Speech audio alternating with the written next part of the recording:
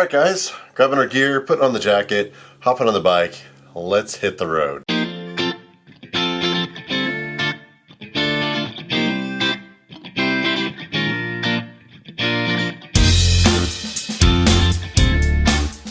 Hey guys, well due to a bunch of storms, there's winter weather warnings, there's a wind advisory, and I'm going through actually a flood warning right now. I went east, so I'm out in the high desert. Haven't quite escaped my allergies yet, but I have left the junipers behind. As you can see, we're just on kind of a lonely highway. I just pulled off to re-up some of my gloves and electronics, and to avoid that big guy back there. If you can see the little storm kind of building, that's not in the forecast, so I'm hoping to avoid that. Hopefully you can hear me all right. We're just using the 20 millimeter little pancake lens. It's easier to fit the camera in the tank bag that way, and I don't have the microphone on top, so I'm not sure what the audio is like. I'm probably yelling at you because I have my no-noise earphones in, or earplugs in, so we're just re-upping a few things. Got some water, took some more allergy medicine actually.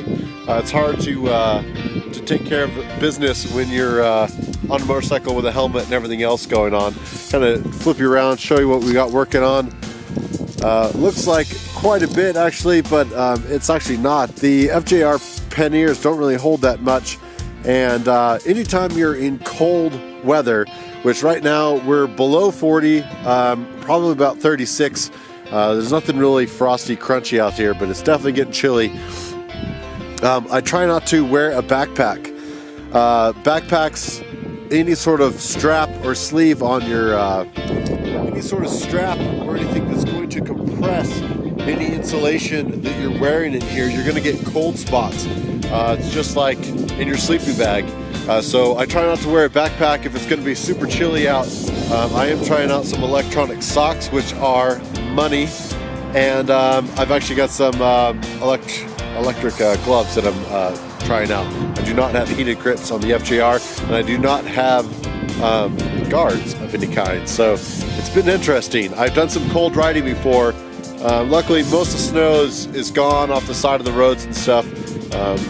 It is a bit soft, but yeah, we're gonna get back on the road and see what else we can find. I'm hoping to make it to central Nevada before it gets too cold and we have to find somewhere to camp.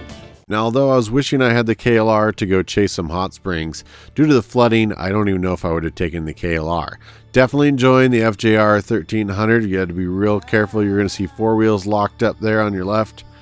And he was after, I think, a couple of Subarus. We'll see here in just a second. But freeways down in Nevada, wide open areas. People are definitely pushing the limits.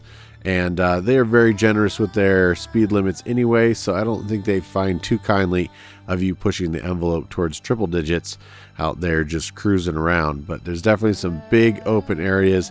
If you take a look down to my my mirror on my left, you're going to see this guy fly by.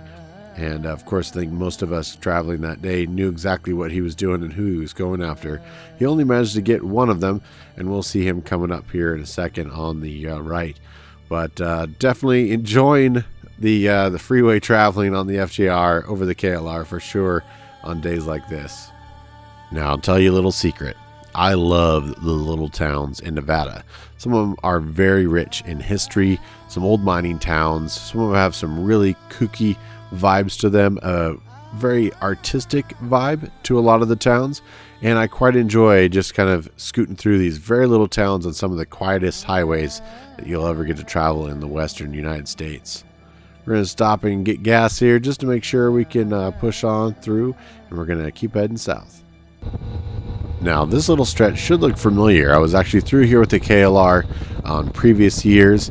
A little bit more snow up here, getting a little bit crisp. It's a beautiful road that winds up and down. Equally as fun on the big FJR than it was on the KLR. Certainly have my eye on some of the two tracks down there on the road, as I have to stay to the paved roads here with the Yamaha. But Nevada never seems to disappoint anytime I go through, whether I'm in a hurry to get somewhere or I've got all the time in the world to enjoy the twisties. Nevada is somewhere where you must visit with two wheels. Well, I knew I was getting close to Vegas when the crazies come out. Not sure why that guy was flashing his hazards going down in the middle of the freeway. But anyway, we took a quick Google search, found the hotel, stayed at the Stratosphere, had a nice little sunset, tried to capture a little bit coming through that tinted glass of the hotel. Don't know that it really turned out that well. They need to clean the outside of their windows there. But I must tell you, as somebody who does not gamble a whole lot, I wasn't sure if I was even going to enjoy Vegas at all. I will tell you, we found accommodation very cheap. However, if you're not going to gamble and you're not going to hang out in the buffet line at the casinos, the food can be quite expensive. It's quite good, but it can be quite expensive. And so I enjoyed myself. We managed to, spend our time. We did go to the Bellagio fountain. We did have some good meals. We went to the Sign, and then we rode some rides. We went to the New York looking building that had a roller coaster. That was quite fun. And then, of course, we stayed in the Stratosphere. And so at the top of the Stratosphere are also rides. I would love to show you photos from that. However, a new business model has occurred, and it is basically not allowing you to take your own photos and then to turn around and charge you $20 to $40 to take a photo of you enjoying yourself there. I found that to be the case in quite a few things. There was definitely some safety issues with hanging over the side of the Stratosphere and some of the rides up there. I can understand not trusting someone not to take their cell phone out and not drop it from that height. That is certainly understandable. However, I did find that more and more that was kind of a reoccurring theme.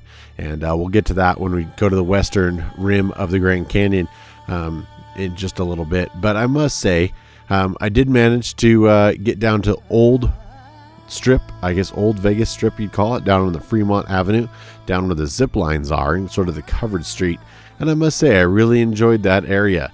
Again, a little bit more relaxed atmosphere, a little bit less glitz, a little bit better sort of cool little restaurants. Yeah, definitely enjoyed it.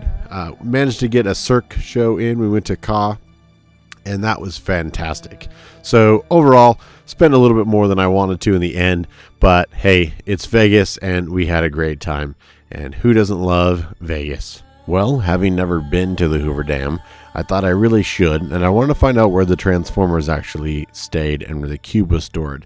But I must say, I was very impressed, and it was very cool, and it's definitely worth the ride out there. Now, leaving Hoover Dam, it was just a stopover point on our way to the west rim, the western rim of the Grand Canyon. If you guys remember back, I camped out at an absolutely stunning spot on the south rim coming back from Overland Expo last year. This time it's a little bit different. Be aware you're going to park your bike or your truck and you're going to have to take a tour. They will charge you if you want to go over the little skywalk glass bridge, and of course you can't take any pictures. They'll take pictures for you and then charge you later. Now, we were there shortly as the sun was just going down. We were able to kind of walk around. There weren't a ton of people, so we did sort of have the place to ourselves a little bit.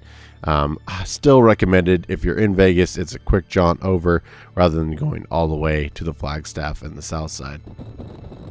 Now, I must say, I had an absolute brilliant time down there. Highly recommended, especially if it's sort of the off season. I don't know that I would enjoy it when there's just mads amount of people and the temperature is way too hot to be outside. Vegas and that area really offers a lot of cool things. And of course, you're not that far from St. George. Hop on over and take a ride with Everride in his new moto mansion that he's setting up. But all good things come to an end, and we have to start heading north again. And it is not without storms and some heavy winds. You can see the big heavy FJR struggling to go down the highway there. A few folks really want to do 90 plus miles an hour. With this wind, I wasn't in that big of a hurry.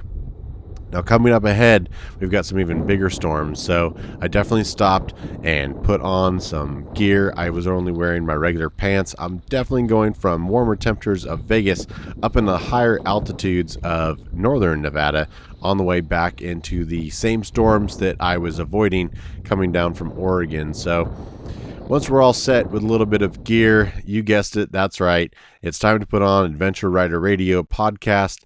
Put on the headphones and your Sena Bluetooth and just hit the road. Thanks for watching, guys. Stay tuned for more adventures. We'll catch you down the road.